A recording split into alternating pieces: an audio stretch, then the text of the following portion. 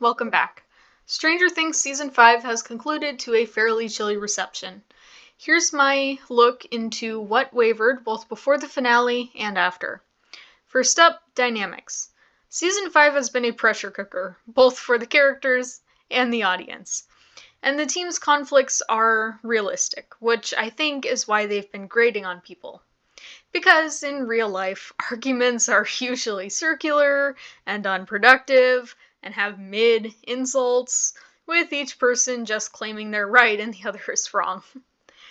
That's what the writers wanted for their characters this season, which is unconventional in storytelling because everything needs to matter. But to be fair, some arguments move the plot a lot more than others. That said, it's hard to ignore the many that are there for character drama specifically. Now, this is something that can work very well, but you have to tread lightly, and they didn't. If they'd only had this pattern with one pair or one character, especially if it was Dustin with all the bridges he's trying to burn this season, there'd be no issue. But instead, we have 17 realistic conflicts that I counted while giving leeway to the most important ones, involving each of the following pairs to some extent. Hopper and Del, who are getting their own section, Will and Joyce, Dustin and Steve, Dustin and his teams, Jonathan and Steve, and Nancy and Jonathan. Also, Collie versus everyone, especially Hopper, if you want to count that.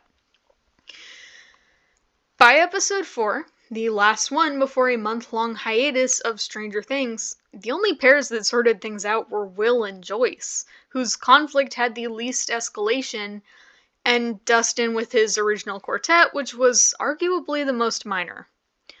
1 month sitting on a lot of interpersonal anger. And that's not completely the fault of the writers, it just comes with the territory of the Netflix release.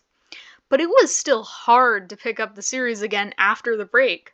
So whatever led to their choice for pacing the resolutions was sort of self-sabotaging. I want to say that this was an ambitious concept with a cool payoff, but even without the gap, I think it was gonna suffer.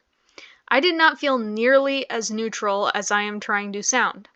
Because 5 episodes, 5 hours, until the audience gets rewarded for sticking it out, is a tough ask. But deep diving into the payoff, because I did like that, we have Dustin and Steve's resolution, and controversially, I will argue, Nancy and Jonathan's resolution. With Dustin and Steve, they spend all of episode 5 losing it at each other, with Steve at one point calling out what Dustin's whole problem is. Then in episode 6, Dustin has to save Steve twice in a short period of time. The second time, he kind of cracks and gushes to Steve that he can't lose him, especially after Eddie. Steve says nothing, they just hug, and it ends with the proof that Dustin was right to drag Steve back from trying to mountain climb a collapsing stairwell. They later talk it out in episode 7, but the arc feels complete with or without that. With Jonathan and Nancy, meanwhile, the writers have been playing the long game. Elephant in the room, I know a lot of people were confused by their resolution. I just want to focus on the overall arc first, and then we can get to the grit with that last scene. And I was side-eyeing season 4 for this, because they'd finally resolved Nancy's romance arc just to open it up again. But I'm here to argue that the ends almost justified the means. The whole backbone of this setup in season 4 was that Jonathan was starting to get cold feet about him and Nancy, thinking they'd end up like his parents. He wants to go to college in California to stay close to Will, and he's afraid she'd give up going to her dream college and attend his if he told her, which would lead to Nancy resenting him.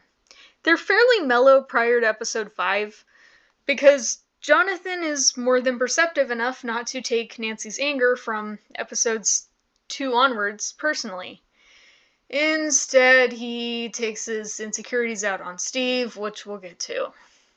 Anyway, this perceptiveness bites both of them when Jonathan clocks that Nancy doesn't want to investigate Hawkins' lab with him. He tries to press what's up, It turns into an argument with Nancy calling hypocrisy on Jonathan wanting honesty when he's hiding things himself. All of this leads into episode 6, where they're trapped together in a room that's flooding with flubber. They tell, rather than show, a bunch of ways they're incompatible, but that gets a pass from me.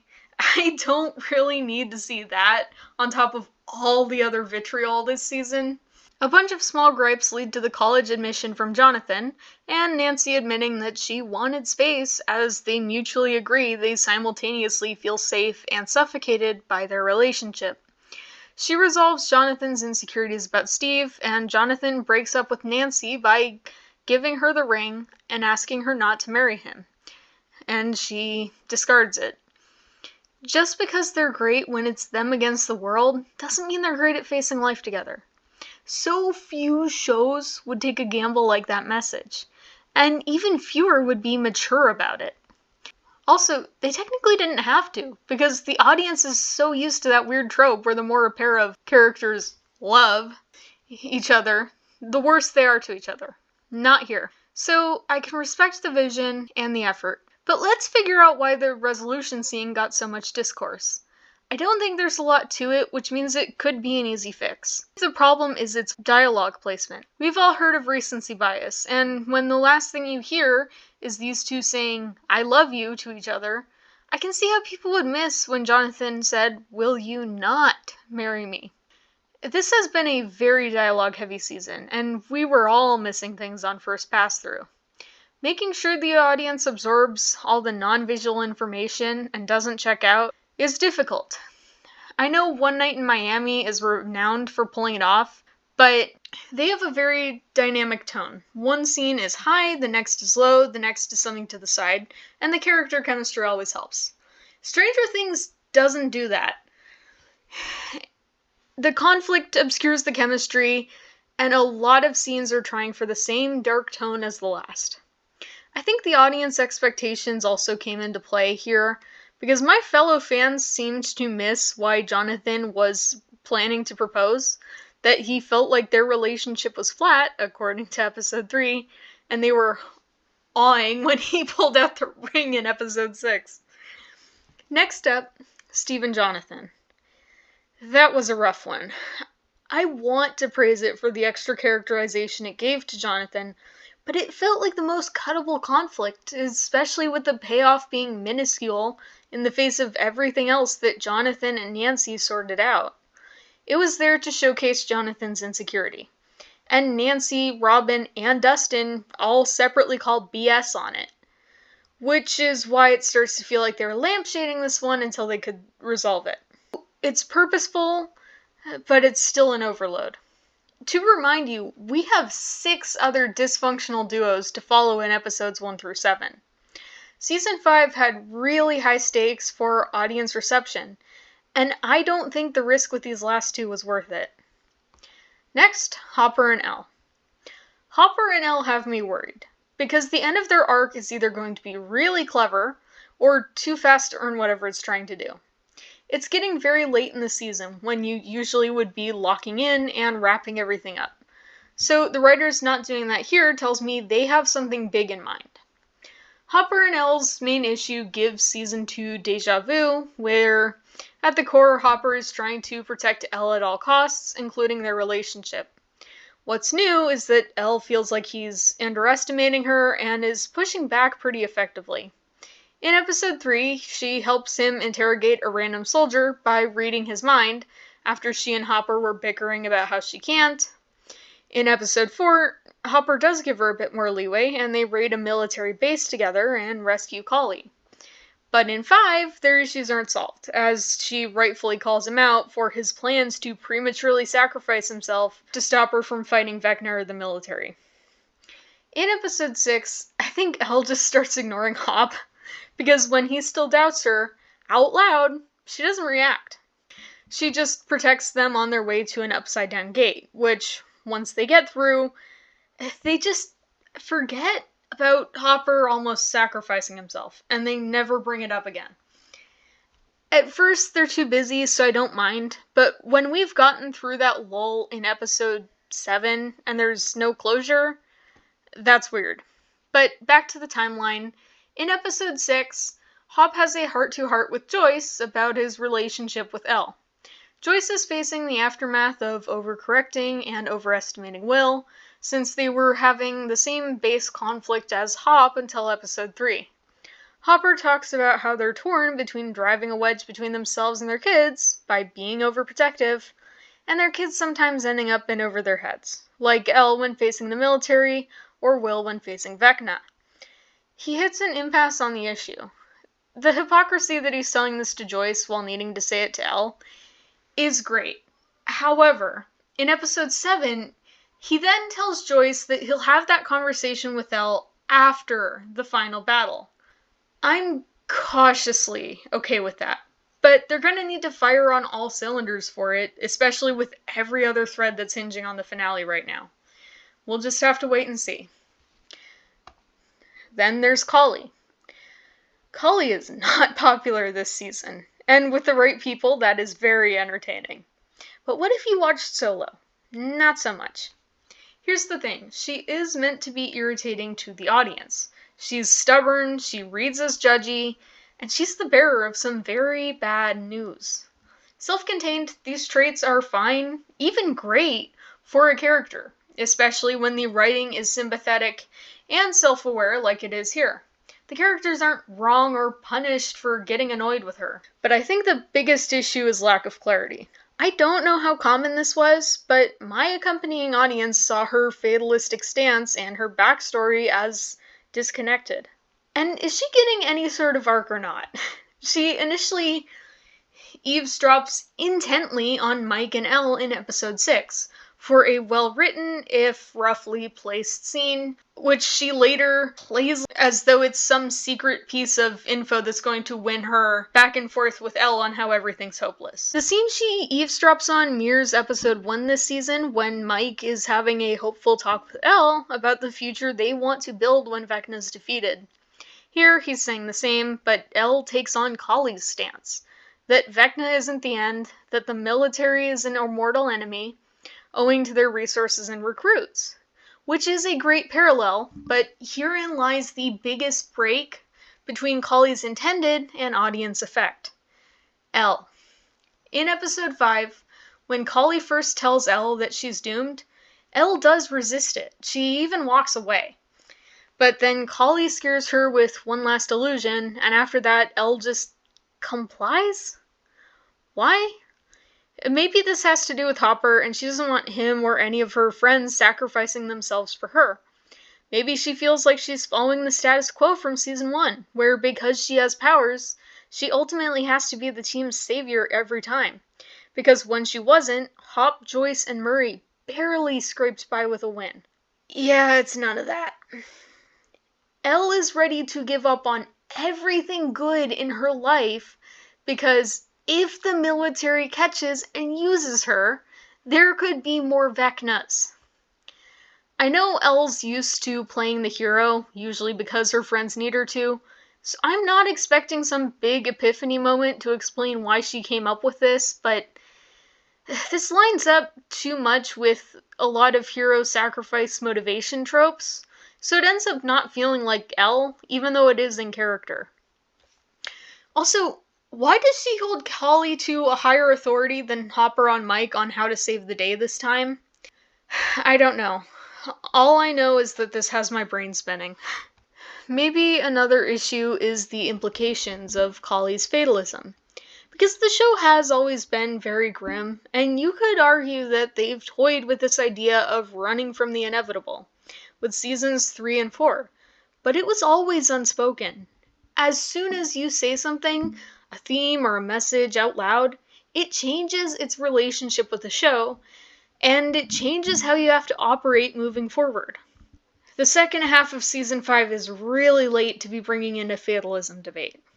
It's an inherently packed topic, and so far they haven't been exploring it so much as picking a side through Elle. They more or less treat their planned sacrifice like an easy answer, which is gonna damage all the build-up they've spent on making the military into these impossible enemies. The military isn't side quest size, even Elle says so. But her and Collie's plan kind of is. One blow and it's over?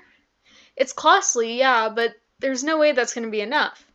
Because Henry wasn't created by a blood transfusion. Somehow, he's a psychic all on his own, which means there will inevitably, if rarely, be more psychics. That could be a really interesting expression of the theme of a cyclical struggle, or how history repeats itself, if they acknowledge this. But as of episode 7, they haven't, so I don't think that's what they're going for. Then, the military. With how full the last season is, I really don't mind the secondary villains being so shallow, but my leniency has limits, especially with Dr. K.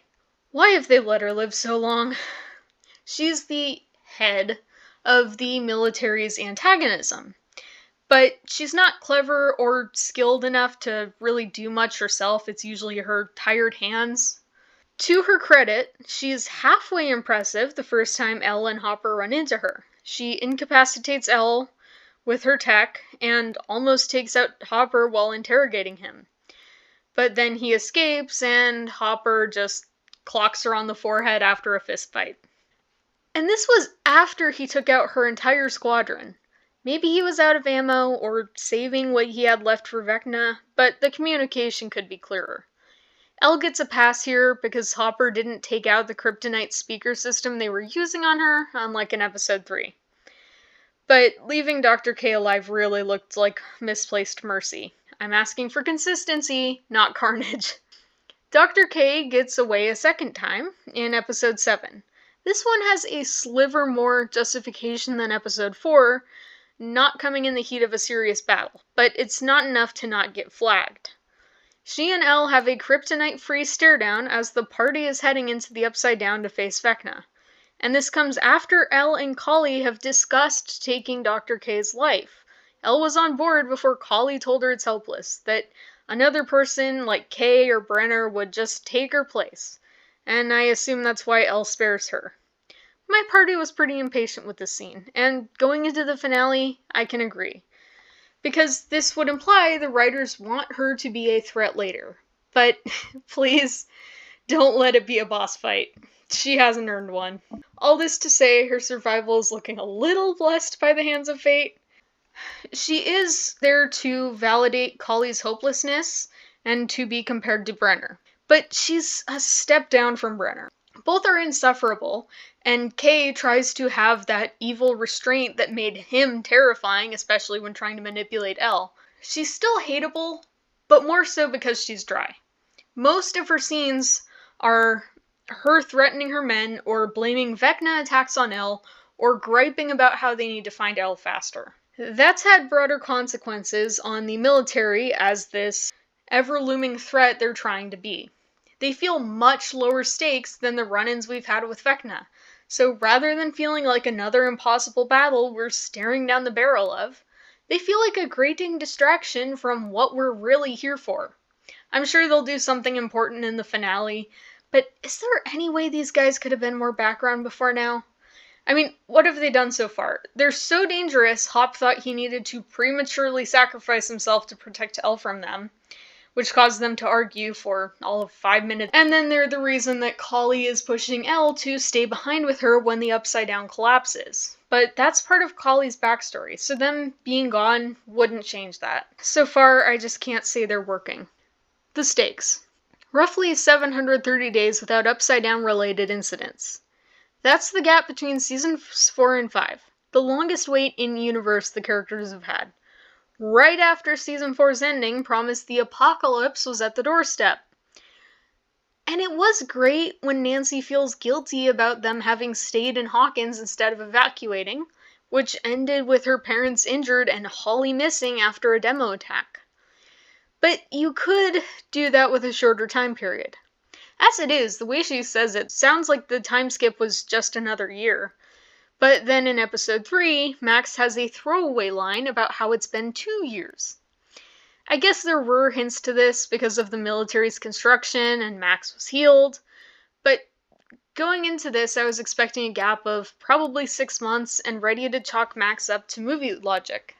I thought we'd hit the ground running after they're standing on the hilltop staring at the split, at the spores, at the clouds. It just seems like you can't come back from how Stranger Things 4 ended, but they did.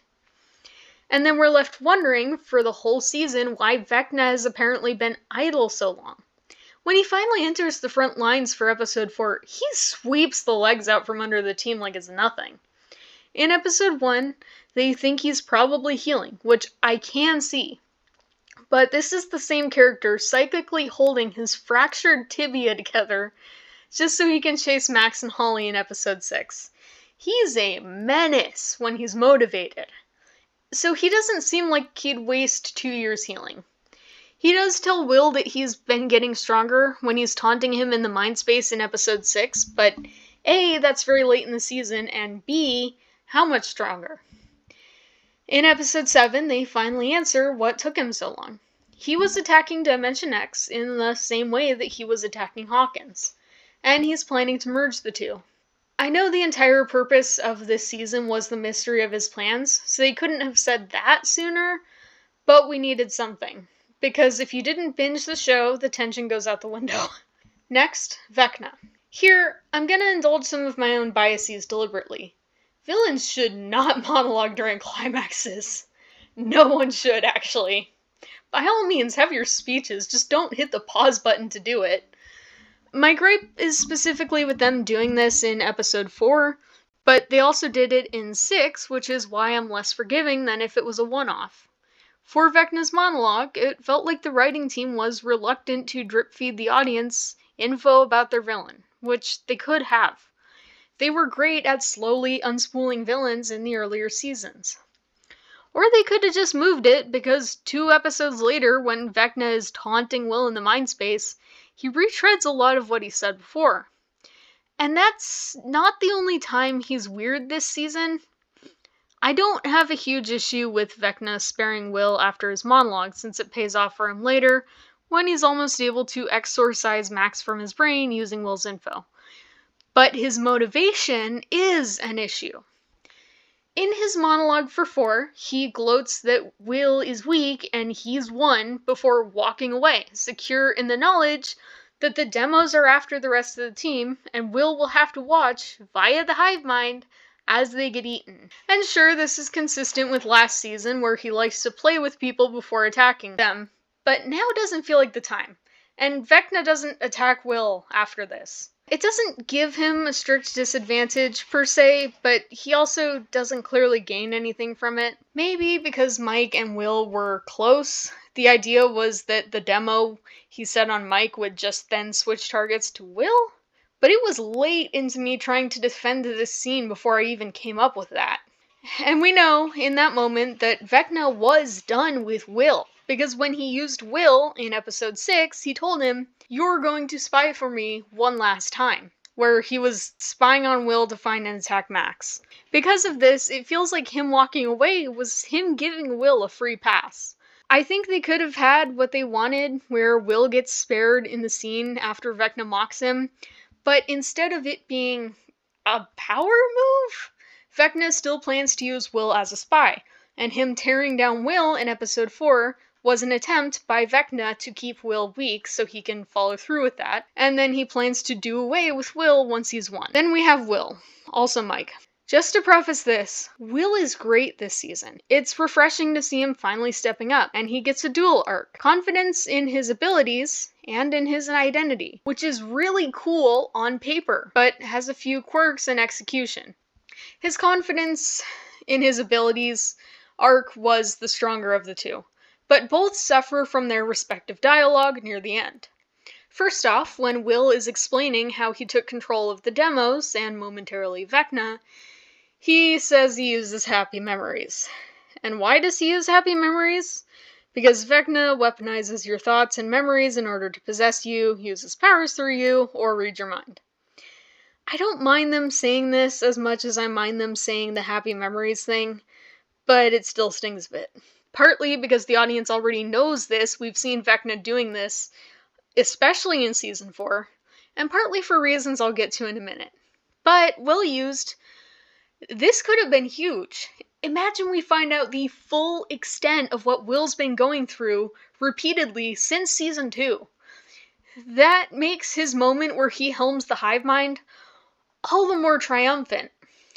If not for the fact that we know, word for word, the formula that Will used to fight back.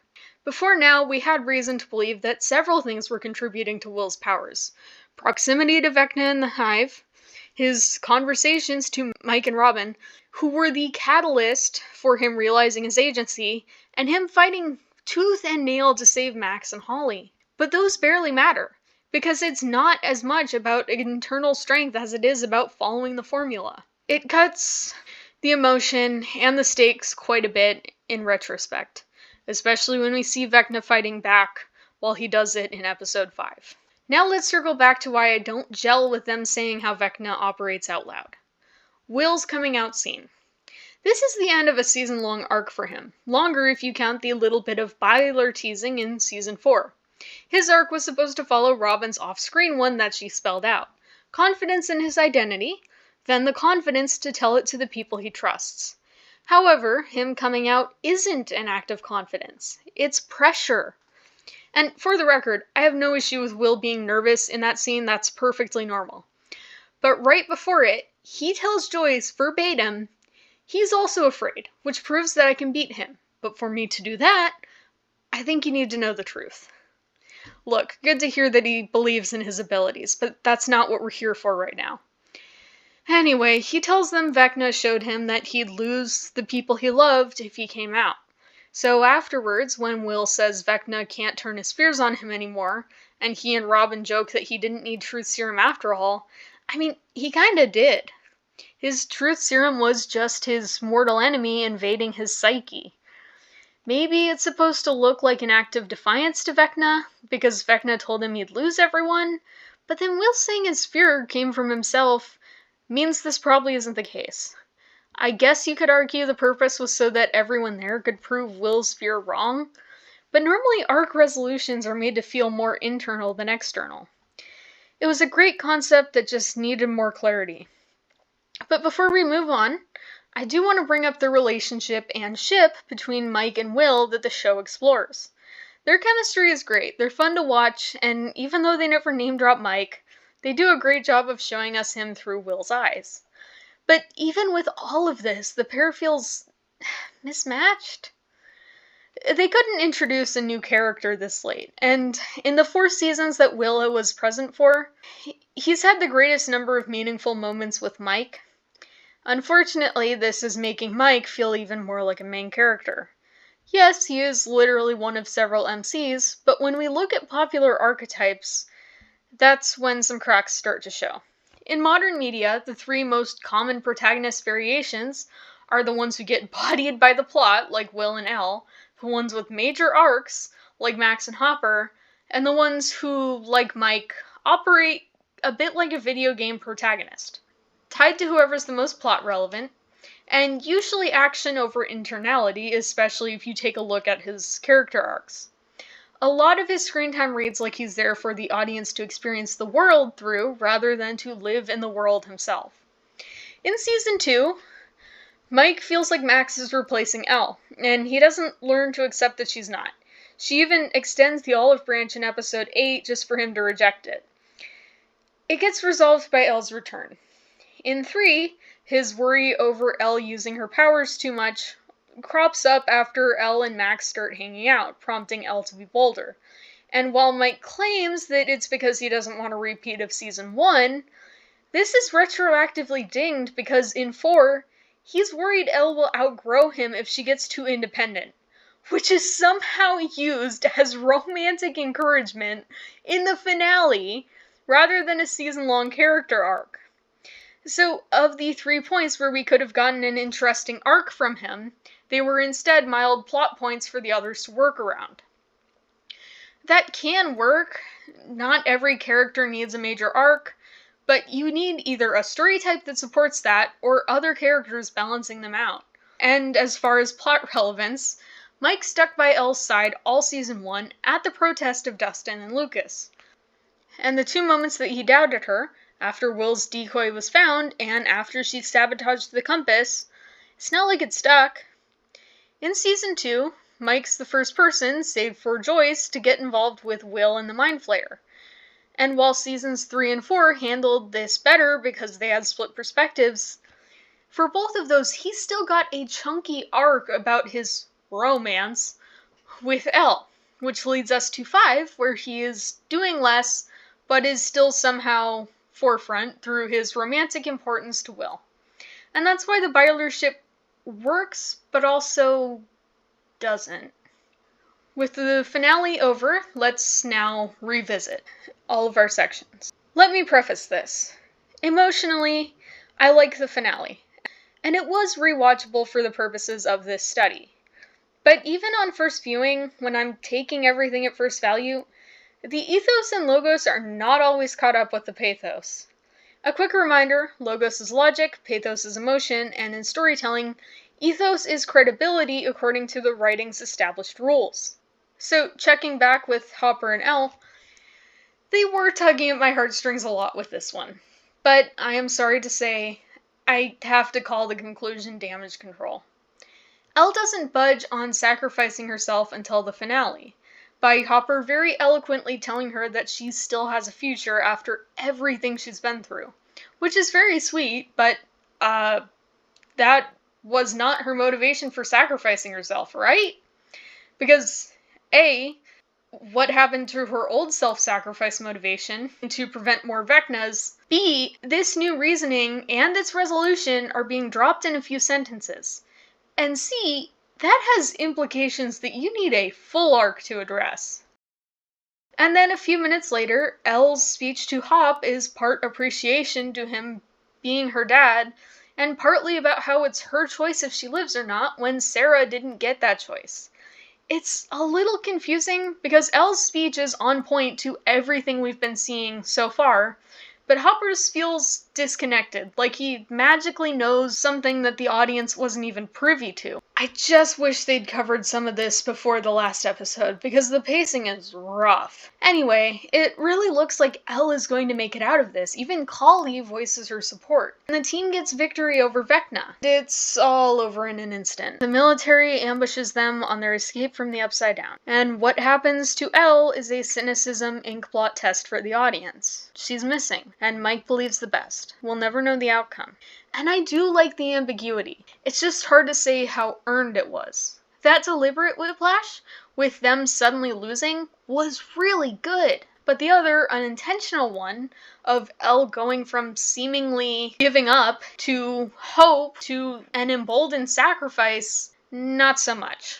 Then, again, there's Kali. I'll be curious to see the online reaction to this, because a lot of people are far less sappy than me. Kali's sacrifice hurts. It's just that her arc hurts a little bit more. So, Vecna gets to Hopper when Elle and Kali are in the mind space and tricks him into destroying the sensory deprivation tank that Elle was in. This was partly Vecna revealing Elle and Kali's plan to Hopper, partly Vecna appearing in front of them, partly Hopper hallucinating that Elle was hurt. So he freaks out.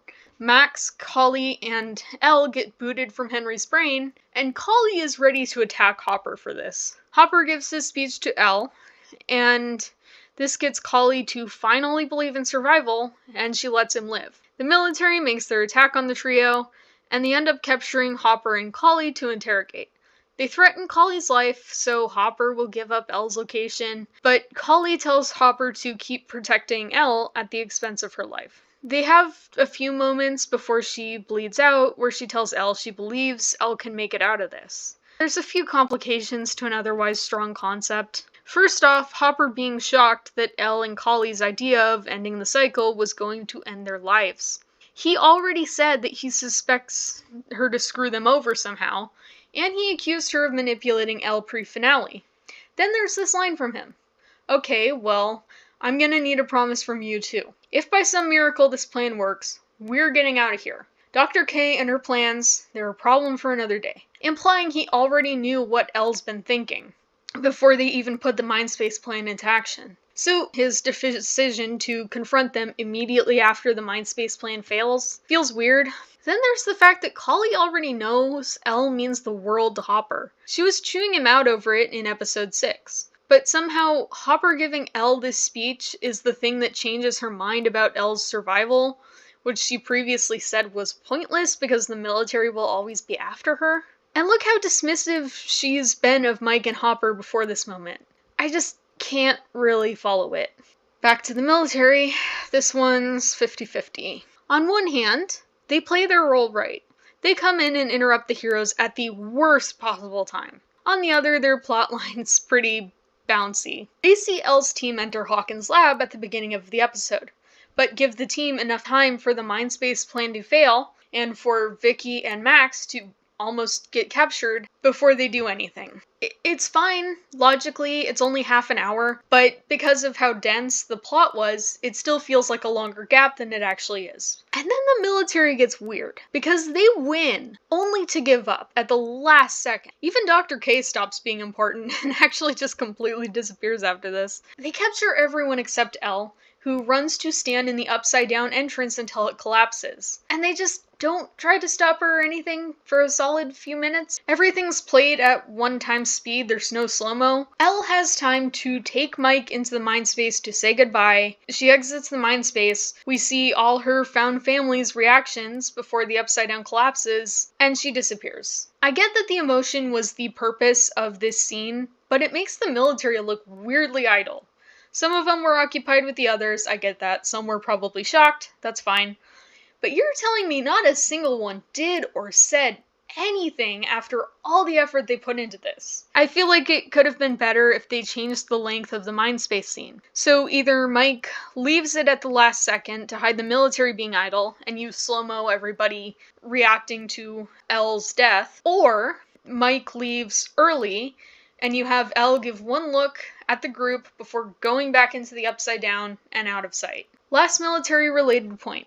Earlier, I said they were an immortal threat, and losing Elle wouldn't solve the problem. I stand corrected. They closed the book on that in a way that's acceptable, but I have mixed feelings. The military isn't an immortal enemy, after all, once Elle is gone, which feels underwhelming because of how they were established. But it is supported by the world building. There can't be more psychics, because Henry became one after absorbing a piece of the Mind Flayer. Unless there were more Mind Flayer pieces than the stolen one Henry got a hold of, which we have no reason to believe there are right now, the book is closed. It's serviceable. Then the stakes. I can't believe we live in a time where I can praise a show for letting the characters fail so often. But there is an elephant in the room. The survival of the entire party, except Collie and Elle. I suspect this is going to be a sore point for some people, because nowadays you seem to have split perspectives on plot armor. Yes, you lose stakes if you can't fear for any of the characters. I experienced that for the finale, but in this case, I'm going to argue the side of the writers. They only had so much narrative bandwidth available, and if more characters had lost their lives, I don't think losing Elle and Collie and another character could have landed. If you take out a character, you need to reserve a narrative beat to let it hit. Not necessarily instantly, but in my own experience, they're hard to overlap without accidentally softening it. So I think the writers made a fair choice here. I do think they could have used their dramatic irony to greater effect, though. Dramatic irony being when the audience knows something the characters don't. That would make the failure of the Mindspace plan feel bigger than it did. Because at first, everyone in Dimension X assumes Vecna is done for, because it stopped moving, although Dustin does voice some skepticism. Then, Will gets a vision from Vecna in his Mind Flayer memory, which warned them that he was still alive. I would argue that it would have been better for them to get to the mouth of the beast before realizing that, because the audience is then waiting for them to be caught off guard by this monstrosity, more so than they were in the show, because they got the heads up a few miles away. It would have upped the stakes quite a bit, especially if, imagine Will gets stunned by his vision closer to the Mind Flayer as Henry is getting it woken up. That would have been excellent. But speaking of Vecna, oh boy, Vecna's just not working anymore. Looking at his characterization first. They tried to make him sympathetic in the last episode. I don't mind them humanizing him in episode 5, but you can humanize a character without making them sympathetic. Here, Will has a vision of Vecna's memory of being possessed by the Mind Flayer and taking someone's life for the first time. And they pause to have Will try to reason with Vecna and claim they're similar. Thank goodness that fails, by the way. But Vecna has a tragic look on his face when he doubles down on his allegiance to the Mind Flayer and tells Will to knock it off. It gets even worse, because guess what? The Mind Flayer is the one who showed Vecna the world sucks, according to him. Can someone please tell me why the evil ET on an alien planet cares so much about judging us? And why Vecna's season 4 backstory wasn't enough for him to have come to that conclusion on his own. Yeah, I preferred when all this was simpler, and the Mind Flayer just cared about collecting hosts and expanding its territory and taking out threats. I know 3 teased its sentience, since it was targeting Will and taunting Elle, but I assumed the taunting was coming from Billy feeling its mind, the way Will felt the tunnels. If they really needed it to be acquainted with humans, instead of Henry being fused with an adult Mind Flayer that told him to look for it, why not go back to the biology textbooks like seasons 1 and 2? Take inspiration from a flatworm or something. Say when a piece of its body breaks off, you get the original Mind Flayer and a new one. Say this new one doesn't have the info from its old body, then it could grow up with what Henry went through. It would see humans as a threat. Protecting Henry protects itself since he's its host. So it makes this grand plan to do away with humanity, either by hive-minding all of them or taking all their lives. This way, it's still the reason for Henry's mission, but now it's not some sort of cosmic mouthpiece to say humanity sucks, which Hollywood thinks gives them brownie points for some reason. Then it feels like it's acting of its own accord with its own reasoning. And I think Vecna got too grand, because now he feels like Galbatorix from Aragon or Sauron from Lord of the Rings. When he became world scale, he lost a lot of what made him unique. He was just better as a supernatural serial killer with a preference for victims who were already suffering. I don't mind the goal for him to open the gates, I get that they had to escalate, but not to this, right? And then his defeat is very Shakespearean. So, between Elle and Will, the two are able to push him into a Mind Flayer spike, which seems to do the trick. And losing his life to the monster he tried to revive would be pretty poetic. Everyone else runs in, and they start rescuing the kids and waking them up from Vecna's trance. Well, it turns out Vecna is still alive, but all he can do is cough and stare at them. Joyce beheads him in between flashbacks of the suffering he caused everyone in the party. With that, it's finally over. And although I like the scene for feeling like a big emotional release, I can't endorse the way they paced it. I feel like, instead, they should have had Elle and Will get Vecna onto that spike, and Vecna is still fighting back as he's running out of time. Even though he's eventually not strong enough to properly attack them, he's able to protect himself from Elle or Will's powers, so they can't finish him off. The party joins Elle in the belly of the beast, where Joyce beheads Vecna, and this is when all the kids wake up and get rescued. Then it all feels like one scene instead of two. And Will. There's not much to say here. It was nice to see him operating after completing his arc, and he gets a couple extra nice moments with Mike. But this does remain Elle's fight, not his. That makes sense, and they still let him come in clutch for the final moments. Although I think he could have done a little more than holding back Vecna's arm from Elle at the last second, and his little chit-chat with Henry. I already brought up his speech to Vecna for the Vecna side of things, but for Will, I'd say it doesn't really do wonders for his character.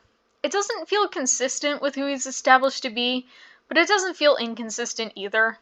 For the majority of the series, he has it the worst, so we haven't spent a ton of time on how he reacts to other people suffering. All that comes to mind is Season 4's Byler moment, where he wingmans Elle to comfort Mike. So, no notes there, I guess. A new one. Continuity. Despite seeing episodes 7 and 8 on separate days, episode 8 has a continuity error that threw me for a loop. Episode 7 ends with the party breaking into the Upside Down Gate in the military base, where Elle and Dr. K have their stare down as they drive in.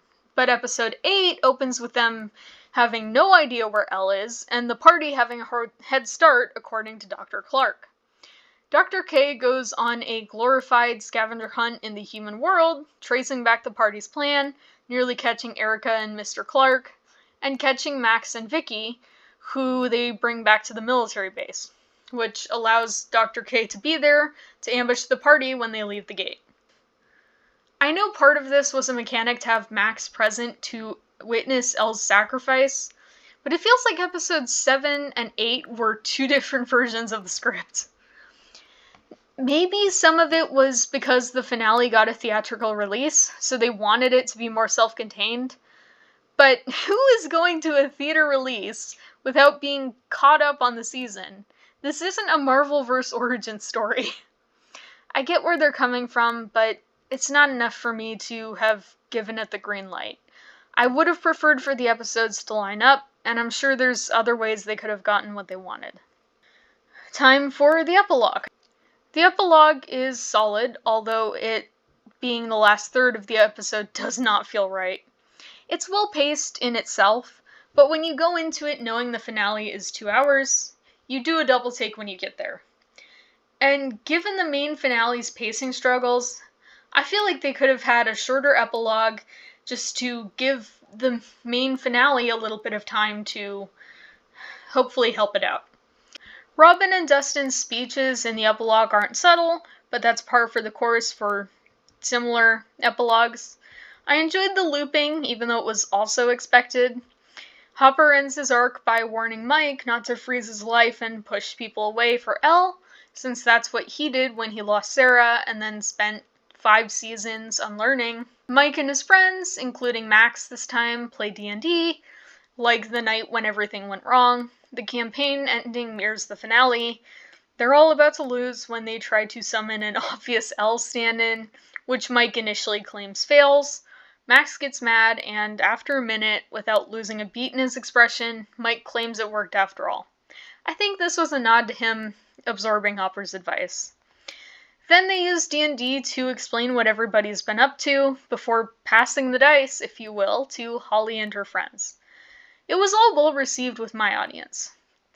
But I don't love how they presented the question of whether Elle survived or not. It got an acted scene like the others, which they needed to do so they didn't accidentally imply that Elle died. But my gripe is with the how. According to Mike, Collie survived her initial sacrifice, made an illusion of Elle standing at the gate to the Upside Down, and turned Elle invisible so she could escape to Hopper's cabin and then to Iceland. Collie still doesn't escape the Upside Down, so it's not like a true revival of her character, but it still undermines an already struggling character arc. I really feel like they should have shown her disappearing into the Upside Down when faced with the military, like I suggested earlier, because then this could just be she found or opened a different gate just in time at a different location and snuck away. It's no more implausible than Collie's decoy, it's much simpler, but is that really such a bad thing? And the following moment isn't a flaw, it's just fun for myself and my fellow writers. When Jonathan and his friends are hanging out, he starts talking about the film he's making. He says it's anti-capitalist, and describes the base for the plot, about a character who grows the more they eat. I think this is a nod to Season 3's iteration of the Mind Flayer, but it took me out of the story for a moment, because in modern filmmaking, the audience is accustomed to themes or messages being stated up front. So when he said anti-capitalist, I started running back through to figure out where Stranger Things had expressed those themes. They don't, and if anything, it's probably another Season 3 joke from when they were fighting the communists. But writers have to spend a lot of time predicting their audience. And this is not something I would have thought to account for before seeing it in action. So, to close, I know I focused a lot on negatives for this study, because understanding what doesn't work and why is really important. But this isn't to say the season is without its merits. It was a fun ride, weaknesses aside, so I give it a 7 out of 10. Thank you all, and have a good night.